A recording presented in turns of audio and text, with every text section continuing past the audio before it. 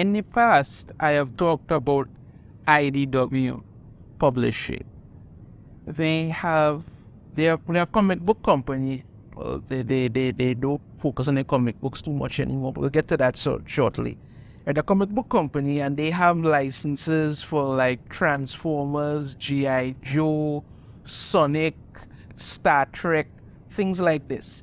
And I've talked about how they are in trouble because IDW has decided to focus on attracting some phantom audience that doesn't exist, or phantom audience that may exist but has no money to buy anything and won't support anything. They've been going hard after this woke audience, and it's just been terrible. They have taken things that people enjoy and tried to twist it into something else. They introduced transgender Transformers in the comic for some reason that nobody could understand. They also decided to turn G.I. Joe into some kind of weird, gay kind of, sissy boy kind of nonsense that turned people off. There was even nonsense that they were doing with Star Trek. But they refused to stop. The writing has been on the wall for a long time that IDW is in serious trouble. Yet rather than just admit that, listen, they need to stop this nonsense and start to actually focus on what needs to be done, they decided no, they're going to keep doing it. And then they've decided that they're going to try to enter into the TV and movie market like Marvel has, and it's not working out at all. So we get to this now here. This article from Bounding Into Comics. IDW's downward spiral continues. Plans to lay off 39% of its employees. Delists from NY from the New York Stock Exchange. You understand me? We're getting to it. This is IDW's stock as of today. You understand me? It's under 40 cents US, right? Under 40 cents US and just dropping. Their stock prices are so bad. And this is what happened. And if you look at the 5-day, it started off here about $8. Understand me? $8, and it's just gone down and down and down. It's dropped under 30 cents at several times. You understand me? And it's just going. That is it. Look at it for a month. Same thing. Basically just getting like $8, a little over $7, and thing, and it just goes down and down and down. Same thing for 6 months. Downward spiral. That's what's been happening when it comes to IDW. Their stocks are in the toilet because nobody, literally nobody, has any interest in this company. You understand me? They went woke and they literally ended up broke. Get back into this article here so you could see IDW Media Holdings has been in financial trouble for some time. Oh yes, they have. Their base business model for their comic publishing wing relies on expensive licenses such as Transformers, Teenage Mutant Ninja Turtles, Sonic the Hedgehog, Star Trek, and G.I. Joe in order to keep their lines going. Now, while a lot of people like The Last Ronin, it's a good series, yes, okay. But if you focus on making these licenses here, Transformers, Sonic, Star Trek, G.I. Joe, really good, and focus on the comic book market, you could do that. Instead, no. You pander to a woke phantom audience and you're just dropping down the line now and nobody's there to save you. Despite having such high-profile properties, IDW continues to hire woke activists like Heather Antos. Yeah, no, Heather Antos doesn't like what she does because she puts out things on Twitter talking about, how upset she is about certain things or how distressed she is, and she's a woman who is pushing heavily for a lot of woke inclusive nonsense into this. When they hired Heather Antos, I think she's I believe she's the chief editorial officer, something like that. I'm not 100% sure, something like that. People instantly knew that was going to be a terrible move and it was going to backfire badly on them.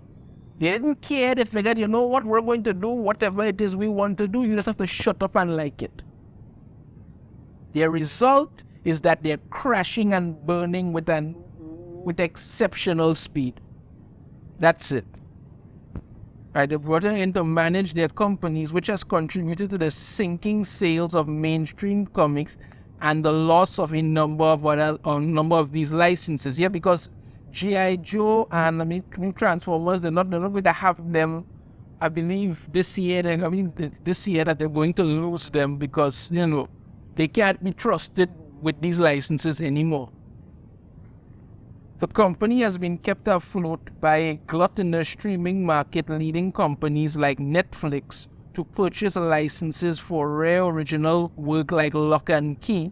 With the streaming market tightening, IDW finds itself in a difficult position where it cannot bring in revenue from film and TV. Because you see, rather than focus on the comics, IDW had this brilliant idea that, listen, they were going to set up this whole media conglomerate thing where they were going to have stuff like, they were going to put out stuff on streaming. So it was like they said Lock and Key here and Wayuna Earp.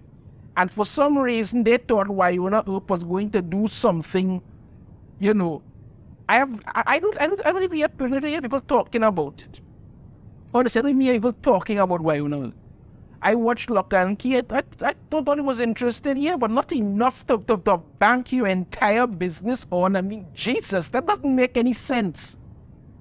But that's what they did. They literally dove headfirst into it and acted like, everything that's happening is something that you need to be so happy about that they are somehow broken into the streaming market, just like Marvel and DC, when you haven't. You should be focusing on what you started, which is producing good comics, and then eventually you can move on to that market. But you haven't done that. You've been chasing a phantom audience, and it's left you in the rut. The company finds itself in precarious financial trouble. In January, IDW posted their quarterly earnings showing drastic losses that have continued to escalate over recent quarters with a $1.6 million loss. More recently, the company reported that in the first quarter ending January 31st, 2023, their consolidated revenue decreased 44% to $6.6 million from $11.8 million, primarily as a result of no meaningful revenue recognition for IDW Entertainment during first quarter 2023. Following this devastating financial report and a share drop of 46% in share prices, IDW announced plans to lay off nearly 40% of its staff. They also announced a move to delist itself from the New York Stock Exchange. So basically, they're just done. That's just really what we put it. They are just done.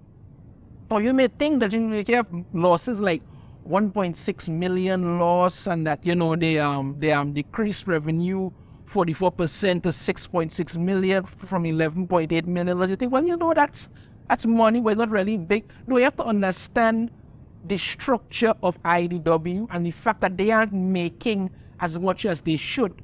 Because like I showed you here, their stock is talking about 40%, 40 cents right now, and it continuously dips on that. So they're not even trading at $1. They are trading less than $1. They're trading pennies, literally pennies. So they don't have the market or the revenue to bring in anything of any kind of substantial value. So their profits are literally bottoming out, and they don't have anything into it. So when you have to lay off about 40% of your staff. But now keep in mind, Heather Antos isn't going anywhere. You understand me? She isn't going anywhere. In fact, what I could understand, people got sent off and she rose up the ladder. Right? So she's failing upwards. But you won't get rid of her and some of your other based, woke, ideological lunatics who call themselves writers. You won't get rid of them. This is why your business is floundering. This is why you're failing, because you are not interested in producing good content that people could enjoy. Instead, you are chasing after some Twitter audience that does not exist, and you're failing miserably. So bottom line here, people, IDW's done. You understand me? They're finished. They have literally hit rock bottom. No, they're just sending home stuff, and I don't think that they're going to be around for much longer, because they may struggle on a little bit, but when you don't have anything to really hold on to, and you figure that you're going to bank it all on lock and key and why you're not up, and figure that people are going to be banging down your doors for your IPs, which nobody's interested in it, because your comics are turning people off. Why would they want more from you? Yes, they do have a few good titles here and there, you understand me? They have a few good titles, Last Road and all kind of thing, a few good titles, but not enough to save yourselves, because they have taken this stance that a lot of other comic book companies have taken, whether it be Marvel or Disney or whoever, that we don't care about the fans who we originally we don't care about our actual original fans. No, we want this new market and this new fans that don't exist, while turning off the ones that we already have. That's IDW there for you, crashing and burning, because they were chasing a phantom audience that does not exist and doesn't care at all. Your thoughts on this in the comments. If you have a different opinion, I'd love to hear it. If you like the video, hit that thumbs up. Subscribe if you haven't already. Ring the notification bell to be notified every time I put out a video. And I shall see you all next time. Take care.